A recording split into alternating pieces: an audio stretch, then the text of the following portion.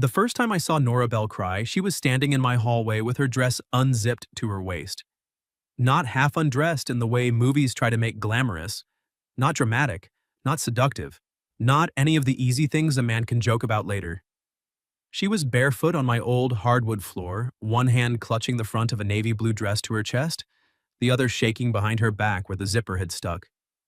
And across her right side, disappearing under the fabric, was a pale, uneven surgical scar and the edge of a small medical pouch taped against her skin.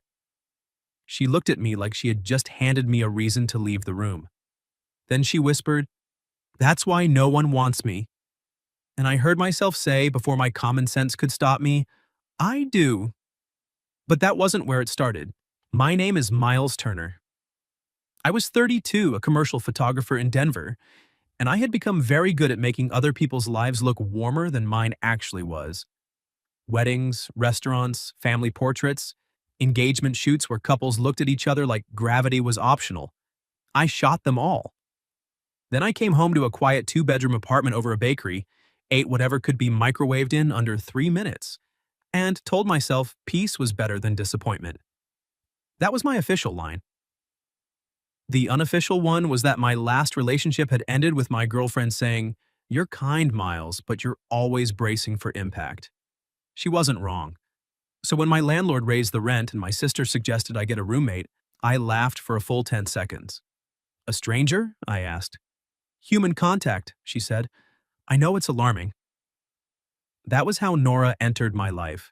Through a mutual friend, 2 suitcases, one box labeled books/mugs/regrets, and a raincoat the color of a lemon drop. She was 29, worked as a graphic designer for a local museum, and had the kind of face that made you look twice before you remembered manners. Dark curls usually pinned up with a pencil, brown eyes that noticed everything, a mouth that seemed permanently 1 second away from saying something sharper than expected. The first thing she said to me was, "Please, tell me you're not one of those men who owns one plate and calls it minimalism." I looked at the single clean plate drying by the sink. She looked at it too. I said, "That plate has been with me through a lot. Then I'll be respectful at the memorial when it finally breaks." I liked her immediately, which was inconvenient. Within a week, she had transformed the apartment without making it feel less mine.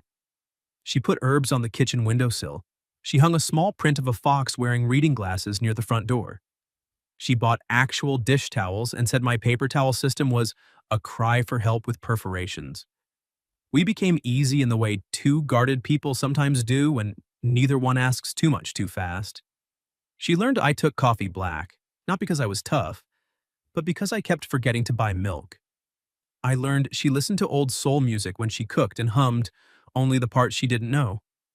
She teased me for labeling camera batteries like they were government evidence. I teased her for using $10 words while assembling cereal. "Granola has structural integrity," she told me one morning. "It's breakfast gravel. You photograph love for a living, and this is how you talk?" I photograph people pretending not to be stressed by love. She smiled at that, but something flickered behind it. There were rules, though, invisible ones. Nora never wore anything that showed her stomach, never changed clothes with her bedroom door open even a crack, never accepted invitations to the gym, pool, or any place where bodies became public property. If a dating app notification lit up her phone, she dismissed it so quickly it felt practiced. I didn't ask. I told myself not asking was respect. I also told myself the little jump in my chest when she laughed at something I said was just roommate chemistry. Domestic convenience. Two adults sharing rent and jokes, and the occasional carton of Thai takeout. Then came the Thursday night of the museum gala. I got home around 6, soaked from a spring storm, camera bag digging into my shoulder. The apartment smelled like perfume and rain. Soft music played from Nora's room, something slow with a trumpet. "Nora?" I called. "In here," she said. "And don't make a face." That has never once stopped me. I set my bag down and walked to her doorway. She was standing in front of her mirror in that navy dress, hair pinned up, small silver earrings catching the lamplight. For half a second, I forgot how normal breathing worked. The dress wasn't flashy, that made it worse. It skimmed her shoulders, narrowed at her waist, fell just below her knees. Elegant. Quiet. Devastating. She saw my expression in the mirror and lifted one eyebrow. That bad? I cleared my throat. No, not bad. Wow, full sentence, Turner. I'm a visual artist. Words are a secondary market. She laughed, and the sound loosened something in me. Then she turned awkwardly, trying to reach the zipper at the back. I hate to ask, she said, but can you get this last inch? It's stuck right where human arms become useless. I stepped closer. It should have been nothing. A roommate favor, a zipper. 2 seconds. But standing behind her, close enough to smell jasmine on her skin and warm fabric from the iron, my hand paused at the top of her back. Her shoulders went still. You okay? I asked. Fine, she said too quickly. I touched the zipper tab. My knuckles brushed the bare skin between her shoulder blades, and she sucked in a breath. Sorry, I said. No, it's... Her eyes met mine in the mirror. It's been a while since someone helped me into a dress. There it was. A little sentence with a locked door behind it. I pulled gently. The zipper moved half an inch, then caught. Don't force it, she said, trying to joke. This dress has more dignity than I do. I doubt that. Her gaze stayed on mine. For one strange moment, neither of us moved. Rain tapped the window. The music changed songs. I could see the pulse at the base of her throat. Then the zipper slipped the wrong way. Down. Nora grabbed the front of the dress, but not before the fabric opened along her side. I looked away instantly. Sorry, I'm sorry. No, she said, but her voice was thin. It's fine. It's not fine. I should have... Miles. Something in her tone made me look back. She had turned toward me now, one arm across her chest, the dress loose at her side. Her face was pale, but her chin was up in that stubborn way I was starting to recognize. If you're going to live with me, she said quietly, you may as well know. Nora, you don't have to show me anything. I know. Her mouth trembled. That's the problem. Everyone's very kind about not looking. Then she moved her arm just enough. I saw the scar first. Long, pale, irregular, traveling from below her ribs toward her hip. Then the pouch, discreet but real, attached to her abdomen. Medical. Human. Nothing shameful. But shame was already in the room with us, breathing hard. I had emergency surgery 3 years ago, she said. Ulcerative colitis, complications. The glamorous version is that my body tried to murder me and lost. I didn't smile because she wasn't really joking. My fiancé at the time said he needed space to process. She swallowed. Apparently space looked a lot like moving in with a yoga instructor named Bree. I felt anger rise, clean and immediate. But before I could say anything, she let out a small laugh that broke halfway. So there it is. The thing under the dresses. The reason I don't date, the reason I don't go swimming, the reason men look at me like I'm brave, which is somehow worse than ugly. Her eyes filled, but she didn't let the tears fall. That's why no one wants me. The words landed harder than they should have. Maybe because I'd been wanting her for weeks in all the ways I had refused to name. Her sarcasm over coffee, her bare feet tucked under her on the couch. The way she listened when I talked about a photograph like light mattered because I said it did. So I stepped closer. Not to fix the dress, not to rescue her. To make sure she could see my face when I said it. I do. Her breath caught. The rain seemed to go quiet. Nora stared at me like I had spoken in a language she understood but no longer trusted. Then she whispered, Miles, don't say that unless you mean it. Don't say that unless you mean it. Nora's voice was barely louder than the rain. I stood in front of her with my hands open at my sides, terrified.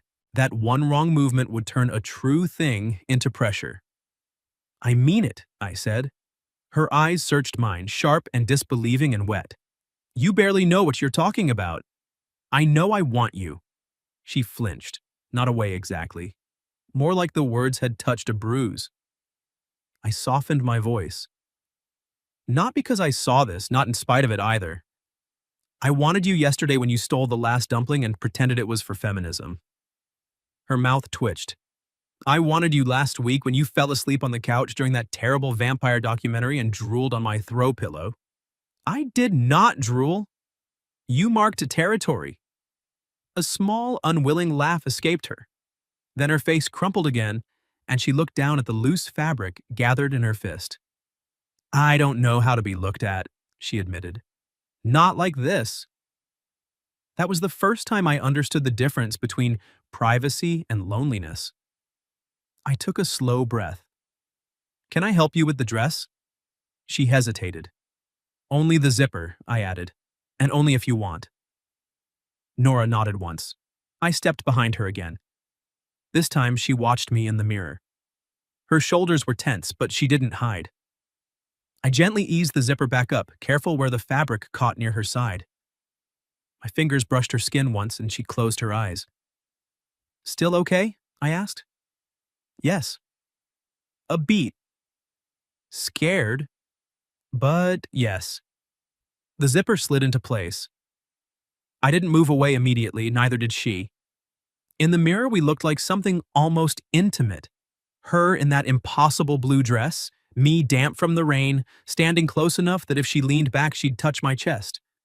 Then she did. Only an inch. Maybe less. Her back met me softly, cautiously, as if she expected me to vanish. I didn't. I let my hand hover near her waist, not touching. Nora, I'm going to the gala, she said, like a confession. I have to. My design is on the banners, and my boss will make that disappointed librarian face if I bail. Terrifying. She can silence a room by adjusting her glasses. I smiled at her reflection. Then you should go. Her gaze dropped. Alone? The word changed everything. There are invitations people say out loud and invitations hidden under them. I could have pretended not to hear it. Safer that way. Roommate boundaries, rent agreements. The comfortable lie that wanting could be folded up and stored neatly in the hall closet. Instead, I said, Do you want me to come with you? She turned in my arms. Not in my arms, not really. Because I still wasn't touching her, but close enough to make my pulse stupid. As my roommate? She asked. No. Her lips parted. As what then? I should have had a smooth answer. I photographed grooms crying before vows. I've heard every polished line love can rent for an afternoon. But Nora was standing 2 feet from me, looking like hope hurt, and all I had was honesty. As the man who wants to take you out. To a museum gala, apparently, which is an intimidating first date. First date? She repeated. If you say yes, her eyes moved over my face. You understand I come with logistics. I own one plate. I'm not in a position to judge anyone's domestic complexity. That plate again, she murmured. I'll introduce you formally later. She laughed, and this time it stayed. Then she did something that felt braver than the zipper, braver than the scar. She reached out and straightened my collar with trembling fingers. You're wet, she said. Rain does that. You can't come to a gala looking like a handsome shipwreck. I froze on handsome. She noticed. Of course she did. A little color came back into her cheeks. Don't make me repeat it. I'm fragile and proud. You think I'm handsome? I think you're annoying. Handsomely? Moderately. I grinned. She rolled her eyes, but her fingers lingered at my collarbone. The touch was light, almost accidental, except neither of us believed in accidents anymore. I changed into my only suit while Nora waited in the living room. When I came out, she was standing by the window, phone in hand, thumb hovering over the rideshare app. She looked at me once and forgot to tap the screen. That look, quick, startled, warm, did more to me than any compliment could have. Acceptable? I asked. Barely, she said. If the lighting is forgiving. I know a guy. The gala was all polished floors, champagne flutes, and people saying installation with reverence. Nora moved through it like she belonged and didn't believe it. I watched her name appear beneath a wall of event graphics she'd designed. Nora Bell. Visual identity. You did this? I asked. Don't sound so surprised. I'm not surprised. I'm impressed. She stared at the wall instead of me. Careful, I'm bad with sincere praise. Then I'll whisper it. Her eyes flicked to mine, so I leaned closer, just enough that my mouth was near her ear. You're brilliant. Nora went still.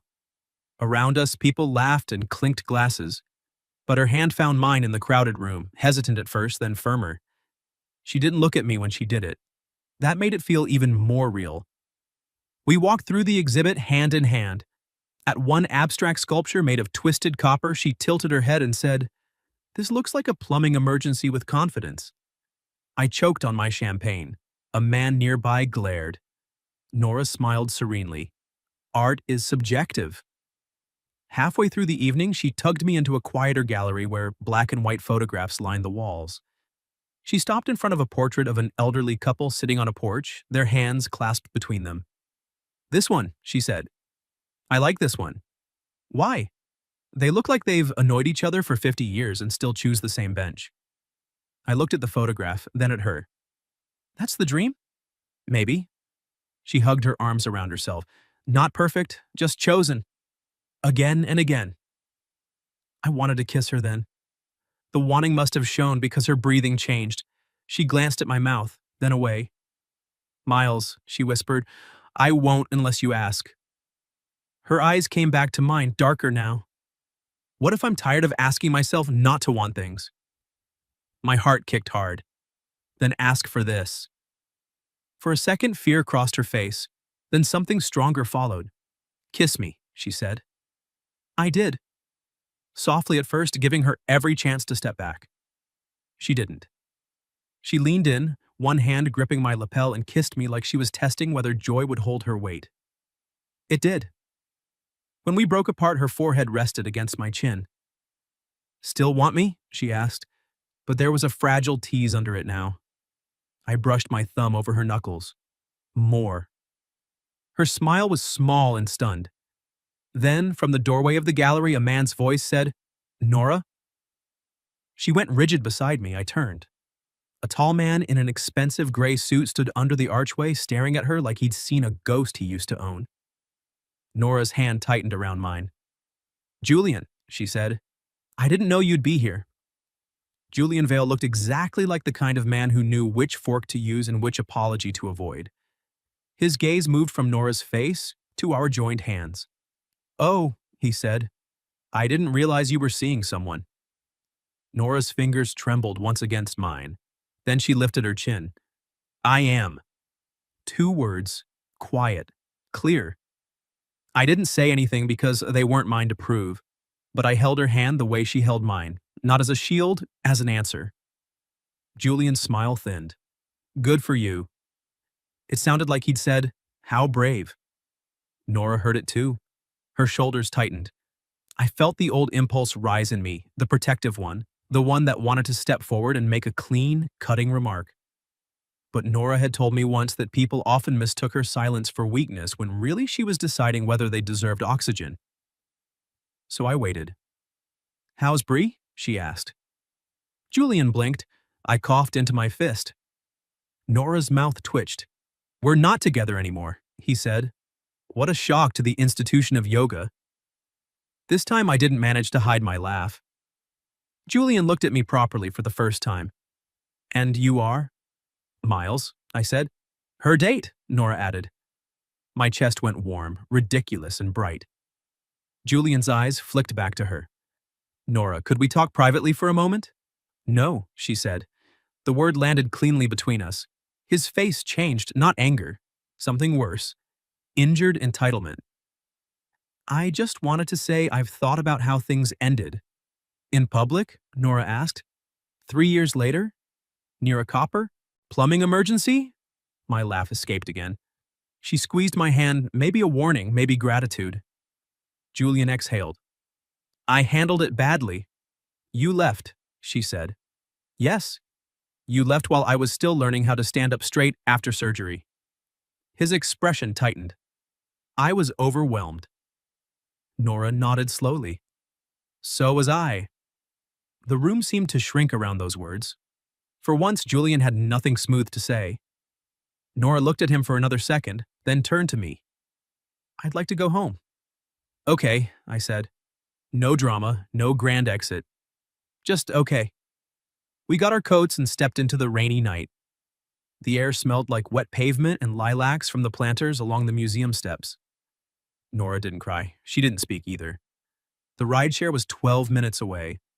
I expected her to pull her hand from mine now that the performance, if any part of it had been one, was over. Instead, she threaded our fingers together more carefully. "I'm sorry," she said. "For what?" "For bringing my romantic cemetery on our first date." I looked at her. "Nora, I once took a woman to a taco place that gave us both food poisoning. This is still my best first date." Her laugh came out shaky. "That's horrifying." The salsa was suspiciously warm. "Why did you eat it?" "I believed in us." She laughed for real then and leaned her shoulder against my arm. There it was again. The choice. Small, physical, deliberate. I turned slightly, sheltering her from the wind without crowding her. "You were incredible in there." "I was petty." "You were articulate with decorative knives." She looked up at me, rain dotting her curls, and, "Did I make you uncomfortable?" "No." "Not even when he showed up?" "I wanted to say about 40 things." "Why didn't you?" "Because you were saying better ones." Her eyes softened in a way that made the whole city blur. "Miles," she said, "when I called you my date." "Yes." "I liked how it sounded." I swallowed. "So did I." The car arrived then, badly timed by every god of romance. We climbed into the back seat, damp and quiet, still holding hands between us like teenagers afraid the teacher would notice. Halfway home, Nora rested her head on my shoulder. I didn't move for 3 blocks. Then she whispered, "You can breathe." "I'm trying not to ruin the moment." "You're making yourself into a statue." "A handsome statue?" "Moderately." I smiled into the dark window. At home, the bakery downstairs had gone quiet, leaving the apartment smelling faintly of sugar and yeast. Nora kicked off her heels by the door with a groan. "Beautiful shoes are a patriarchal trap," she said. "I thought you chose them." "I can participate in my own oppression and still complain." Noted. She looked at me then, and the teasing faded into something tender and uncertain. The apartment was different now. Same fox print, same herbs, same lone heroic plate. But the air between us had changed. We had crossed a line neither of us could uncross, and for the first time in years, I didn't want to. Nora touched the zipper at the back of her dress. "I need to change," she said. I nodded. "Of course." She didn't move. Then, quietly, "Will you help me again?" My answer was soft. "Yes." In her room, she stood facing the mirror just as before. But this time, when I stepped behind her, she met my eyes in the glass without flinching. I lowered the zipper slowly, only to the middle of her back where she could reach it herself, but she put her hand over mine. "Wait." I stopped. Her fingers were warm, her pulse beat fast against my knuckles. "I don't want tonight to end with him," she said, "in my head, in my skin." "It doesn't have to." She turned around. The dress loosened at one shoulder and she caught it, but not with panic this time, with choice. "I want you to look at me," she said. The words cost her. I saw it. So I did not make them cheap. I looked at her face first, her eyes, her mouth, the fierce little crease between her brows. Then, only when she nodded, I let my gaze move to the scar, the pouch, the body she had survived in. "You're beautiful," I said. Her breath hitched. "And I don't mean brave beautiful. I mean, I'm trying very hard not to kiss every inch of you because we've had one date and I'm a gentleman under legal review." A startled laugh broke through her tears. "There he is," she whispered. "The man with one plate and dangerous restraint. My restraint has excellent references." "Does it?" "No, it lied on its resume." She stepped closer. This time she touched me first, palms against my chest, light but sure. Then she rose onto her toes and kissed me. It wasn't the tentative kiss from the gallery, this one had heat in it, and relief, and anger at all the years she'd spent treating wanting like a locked room. I wrapped my arms around her carefully, giving her space to choose the pressure. She chose more. Her body leaned into mine, soft and real, and when she sighed against my mouth, I felt it everywhere. We stopped before stopping became impossible, foreheads together, breath uneven. "I'm scared," she said. "Me too." "You, of what?" "Wanting this much." Her eyes searched mine. "This?" You, us, whatever we're brave enough to call it. Nora smiled, small and luminous. Us, she said, testing the word. I kissed her forehead. Us! Later, after she changed into an oversized sweater and leggings, we sat on the kitchen floor eating toast because neither of us had the emotional capacity to cook. She put her feet in my lap like it was the most natural thing in the world. This is a strange second location for a first date, she said. I offer premium floor dining. Do you bring all your dates here? Only the ones who insult sculpture and dismantle their exes with museum-grade precision. She buttered the last piece of toast and handed me half. I stared at it. You shared the last piece. Don't make it weird. Nora Bell, this is basically a dowry. She nudged my knee with her foot, smiling. My phone buzzed on the counter, forgotten, then hers buzzed too. Nora glanced up. Another buzz. Her smile faded just a little as she reached for it. I watched her unlock the screen. Julian's name glowed in the dim kitchen light. I should have felt the room tighten. But Nora looked at me first, not the message. Then she turned the phone face down and slid it away. Tomorrow, she said. I covered her hand with mine. Tomorrow. And because we had promised tonight would not end with him, I leaned in and kissed her again, slow and certain, until her fingers curled into my shirt and the only name in the room was mine. The next morning, Nora made coffee like a woman preparing for battle. She wore my gray sweatshirt. I noticed this before I noticed anything else because I was a man with a pulse and the sweatshirt had never looked remotely interesting on me. You stole my clothes, I said. She didn't turn from the counter. Borrowed. It has my university logo. I'm expanding its opportunities. It's hanging off one shoulder. Then it's fashionable. I leaned in the kitchen doorway watching her pour 2 mugs. Are we going to talk about the fact that you're wearing my sweatshirt? She glanced back. Her hair was sleep messy, her eyes soft, and the shy curve of her mouth nearly ruined me. Are we going to talk about the fact that you like it? No, I said. I'm taking that secret to my grave. Coward. Absolutely. She handed me coffee and our fingers brushed. After everything from the night before, it should have been nothing. It was not nothing. Nora looked down into her mug. Julian sent 4 messages. I let the warmth in my chest settle into something steadier. Do you want to read them? No. A beat. Yes, maybe. I hate that my body still reacts like he gets to summon me. He doesn't. I know that in my brain. She tapped her temple. Unfortunately, the rest of me is running outdated software. I set my mug down. Can I sit with you while you read them? She looked up. Not, do you want me to handle it? Not, should I tell him off? Just sit. Her expression loosened. Yes. We sat side by side on the couch, close enough for our knees to touch. She opened the messages. Nora, I didn't mean to upset you. I've wanted to apologize for a long time. Seeing you with him made me realize I never got closure. Can we talk today? Just us. Nora stared at the screen, face unreadable. Then she handed me the phone. If I answer, I'll either apologize to him for making him feel bad or call him a haunted lampshade. Both tempting. No. What do you want? She leaned back, closing her eyes. I want to stop explaining my pain to the person who caused it. There it was. Clean and true. So don't, I said. Her eyes opened. That simple? Not easy. Simple. She took the phone back and typed slowly. Julian, I heard your apology last night. I don't want a private conversation. Please don't contact me again. She hovered over send. I didn't touch her. I didn't cheer. I just stayed.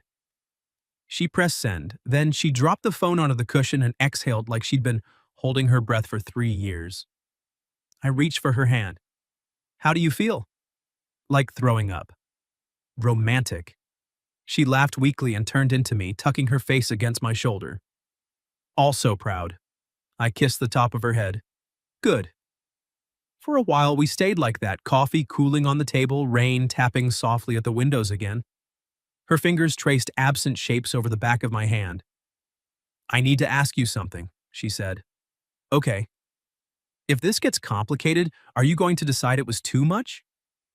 The question was quiet, but it cut straight through me. I shifted so I could see her face. Nora, I can't promise I'll never be clumsy. I probably will be. I can't promise I'll always understand without you telling me. But I can promise I won't punish you for having a body, a history, or hard days. Her eyes shone. And, I added, I won't call wanting you complicated like it's a problem. She swallowed. You make it sound easy to stay. It isn't easy. I brushed my thumb along her wrist. It's just what I want. Nora looked at my mouth. I had learned this look now. It still made me stupid. She climbed into my lap slowly, giving me every chance to stop her. As if I would ever. My hands settled at her waist over the sweatshirt, careful and reverent. Her knees bracketed my hips. She was warm and soft and trembling. Is this okay? She whispered. I nearly laughed, but only because my body had several urgent opinions. Very okay. She smiled, then kissed me. Morning kisses were different. Less dramatic than museum galleries and unzipped dresses. More dangerous, maybe, because they suggested ordinary life could hold this too. Coffee breath. Rain. My sweatshirt sliding down her shoulder. Her hands in my hair. She pulled back just enough to say, I want to keep doing this. Kissing? Yes, also possibly stealing more clothes. I'll alert security. I mean us, she said. My hands stilled, her cheeks colored, but she didn't look away. I don't want to pretend last night was just a charged emotional incident with formal wear. That's disappointing. I already named my memoir that. Miles. I smiled, then sobered. I want us too. She let out a breath and kissed me again, softer this time, like a promise instead of a question. By noon, we had made rules. Not cold rules, warm ones, honest ones. No hiding behind roommates if we were scared. No using the apartment as neutral territory to avoid talking. If either of us needed space, we would say, space, not fine. If we went on a second date, it had to involve food not served on toothpicks by museum staff. And no pretending you don't own only one plate, Nora added. That plate is becoming a hostile work environment. It needs friends. You need friends. I have friends. She paused. They're mugs. That afternoon, we went to a thrift store and bought 4 plates, none of which matched. Nora insisted mismatched dishes built character. I insisted she was using interior design to avoid admitting she liked the one with tiny painted strawberries. I contain multitudes, she said, holding it to her chest. You contain dishware now. Outside, the clouds broke. Sunlight hit the wet sidewalk and Nora slipped her hand into mine in public without hesitation. I looked down at our joined hands. She bumped my shoulder. Don't make it weird. I'm not. You're doing the face. What face? The I photograph engagement sessions but have never emotionally survived hand-holding face. That's very specific. I'm a designer. I notice details. I raised her hand and kissed her knuckles. She went quiet. When I looked at her, her smile was small, stunned, and entirely worth whatever vulnerability it cost. Me. We had lunch at a tiny place with red vinyl booths. Nora stole my fries and offered me 1 pickle slice in exchange. This relationship is economically unstable, I said. This relationship? She caught it, of course. I felt heat climb my neck. If you want to call it that. She leaned across the booth. I do. 2 words again. This time they belong to us. I kissed her over the table, quick and smiling. The waitress walked by and said, Cute, without slowing down. Nora turned crimson. I'm never recovering, she said. From public approval? From being perceived while happy? I reached across the table, palm up. She took my hand. Get used to it, I said. Her expression softened. Bossy. Moderately. Her laugh was still in the air when her phone rang. Julian, not a message this time. A call. Nora looked at the screen and I felt her hand tighten around mine. For a second, the light went out of her face. Then she silenced it. A voicemail appeared almost immediately. She didn't touch it. I said no, she whispered. You did. Her jaw set. I'm not letting him have the rest of today. So we didn't. We walked home slowly with our ridiculous plates wrapped in newspaper. We stopped at the bakery downstairs and bought 2 cupcakes because Nora said new relationships required ceremonial sugar. In the apartment, she put the strawberry plate in the cabinet, then turned to me with frosting on her thumb. "You have something," I said. "Where?" I caught her hand and kissed the frosting from her thumb. Her eyes darkened. "Oh," she said. "Too much?" "No." Her voice went soft. "Do that again." So I did. Then I kissed her mouth, and she tasted like vanilla and sunlight. She pressed close, arms around my neck, and for several long minutes there was no Julian, no old fear, no scar as a source of shame. Just Nora making a small pleased sound against my lips and me choosing her with both hands. Later, curled beside me on the couch, she finally listened to the voicemail on speaker. Julian's voice filled the room. "Nora, I know you said not to contact you, but I think you owe me one conversation. I'm coming by tonight. I still remember the building." Her body went cold against mine. I wrapped an arm around her, but she was the one who reached for my hand and held on. Then she looked up at me, eyes frightened but clear. "I don't want to hide," she said. I kissed her temple. "Then we won't." Julian arrived at 7:18. I know because Nora checked the clock, then looked at me and said, "That is such an arrogant arrival time. Is there a humble one?" 7:14, maybe 7:22. But 7:18 says he had parking luck and still thinks it's destiny. She was scared. I could see it in the way she kept smoothing the hem of my sweatshirt over her thighs, the way her breath caught whenever footsteps sounded in the hall. But she was also funny. That was Nora all over, terrified and armed. When the knock came, she didn't jump. She reached for my hand. "I want to answer," she said. "Okay, I want you with me. I'm here." She looked at me, not in front of me. I understood. "Beside you," I said. She nodded. We walked to the door together. Julian stood in the hallway holding a bouquet of white roses as if he had learned remorse from a hotel lobby. His eyes moved over Nora, then me, then our joined hands. "Nora," he said softly. She looked at the flowers. "No." His brow creased. "No?" "No to the flowers. No to the conversation you decided I owed you. No to coming to my home after I asked you not to contact me." Julian's jaw tightened. "I was only trying to apologize." "You did apologize," she said. "I heard it. I don't accept the part where your apology requires access to me." I felt a rush of pride so fierce I had to keep my mouth shut. Julian looked at me. "Can she speak for herself?" Nora laughed once, sharp as broken glass. "I am literally doing that." His face flushed. "I loved you," he said to her. "I made one mistake." Nora went still. Then she let go of my hand. For half a second, I hated it. Then I understood why. She didn't need me as proof. She stepped forward, not enough to invite him in, just enough to take up her own space. "You didn't make one mistake," she said. "You made a choice every day after my surgery. You chose silence. You chose distance. You chose someone else. And then you let me believe my body had made me unlovable because that was easier than admitting you were cruel." Julian's mouth opened. She didn't let him speak. "I am not unlovable," she said. My chest tightened. Nora glanced back at me then, just once. I looked at her the way I had in her bedroom, the way I had in the museum, the way I planned to look at her for as long as she let me. "No," I said quietly. "You're not." Her eyes shone, but her voice stayed steady. "I'm asking you one more time to leave," she told Julian. "If you contact me again, I'll document it and involve people you cannot charm." He stared at her, and for a moment, I saw him understand that the woman in front of him was no longer waiting to be chosen by him. Then he lowered the roses.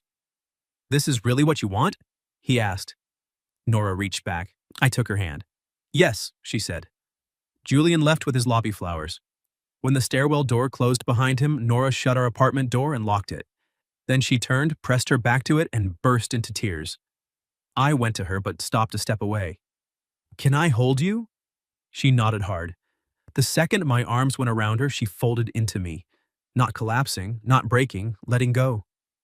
I said it, she whispered into my shirt. I said I'm not unlovable. You did. I didn't believe it all the way. That's okay. She lifted her face. Do you? I cupped her cheek. Yes. The word was simple, it felt like a vow. She kissed me then, salty and shaking and alive. Her hands clutched my back. Mine settled at her waist and she didn't flinch. She leaned in closer. When she pulled away, her laugh was wet. I'm sorry, this is a lot for week 2 of cohabitation. I think we skipped a few standard roommate milestones. Like passive-aggressive notes about dishes. We bought plates together. We're basically pioneers. She smiled and the fear in the room loosened. That night, Nora asked me to stay in her room until she fell asleep. We lay on top of the blankets, fully dressed, facing each other in the low amber light. She took my hand and placed it carefully over her side, over the sweatshirt, over the place she'd once believed made her impossible to want. Is this okay? She asked. I moved my thumb slowly. Yes. For me too, she whispered, as if surprised. We didn't do anything more than kiss. We didn't need to. There was a tenderness and restraint in learning the map without rushing the journey. Just before sleep took her, Nora murmured, Miles?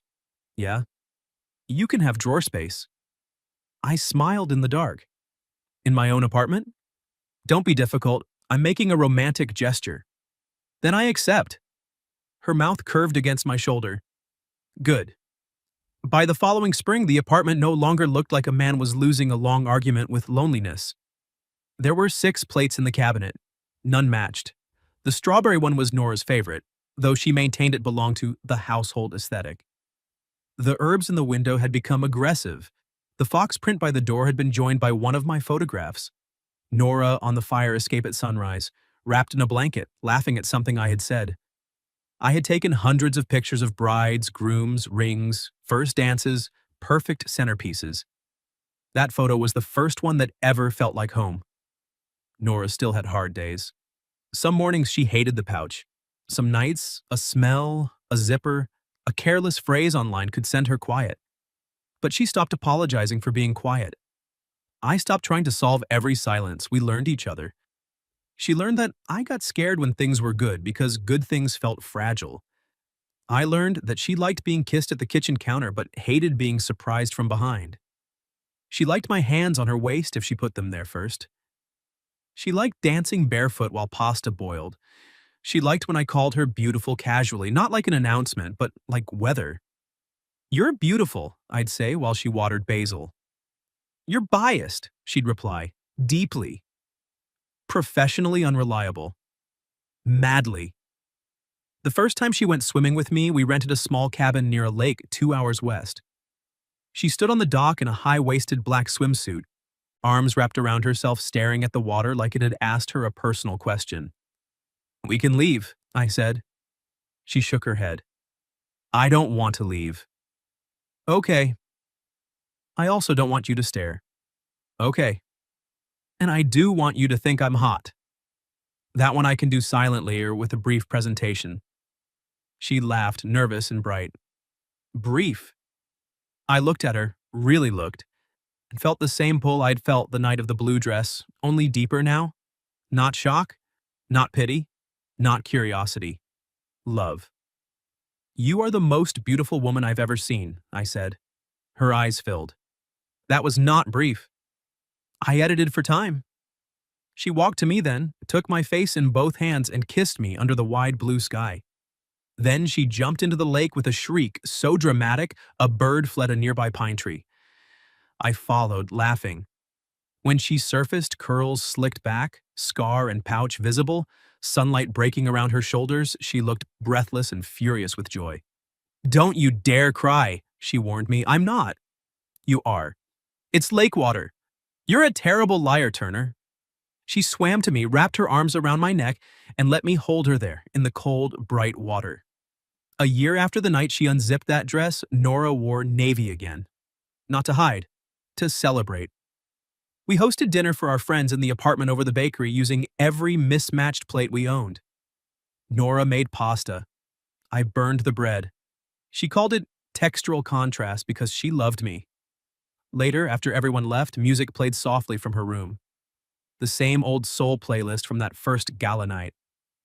Nora stood in the hallway, barefoot on the hardwood, and turned her back to me. "Zip me down," she asked. My throat tightened. This time, there was no trembling, no shame breathing in the room. Just my woman smiling over her shoulder, trusting me with the ordinary intimacy of a zipper. I stepped behind her and lowered it slowly.